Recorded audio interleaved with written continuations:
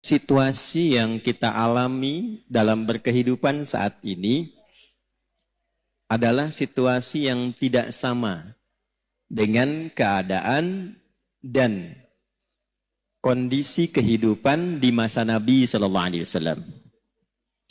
Dulu di zaman Nabi belum ada dan tidak ada media sosial. Sekarang ada.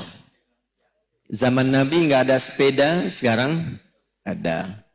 Apalagi kereta, apalagi pesawat.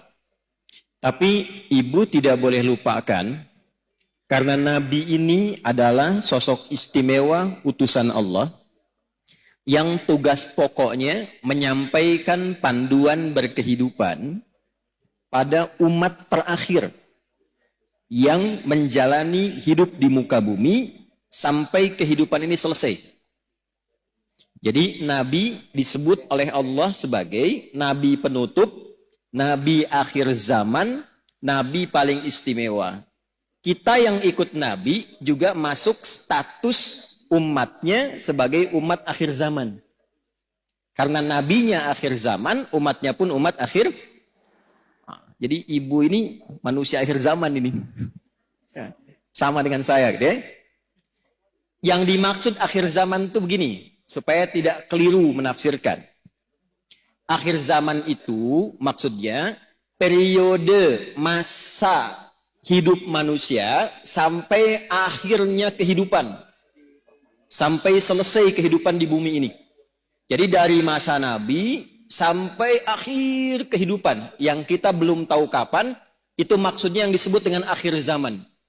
Dengan ditutupnya oleh Nabi terakhir, dimulai masa akhir zaman sampai kehidupan selesai.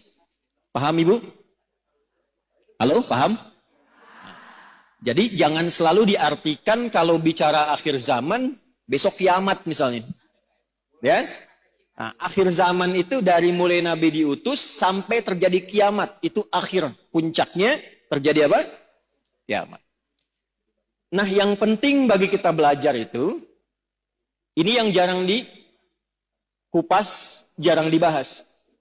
Nabi itu karena tugasnya oleh Allah ditetapkan sebagai penjelas, pembimbing, penerang, maka di antara yang beliau jelaskan itu bukan hanya hukum fikih tentang cara sholat, cara kita baca Al-Quran, cara zakat, umrah, haji, puasa, tapi juga beliau dituntun, dibimbing oleh Allah untuk menerangkan keadaan di setiap perpindahan zaman.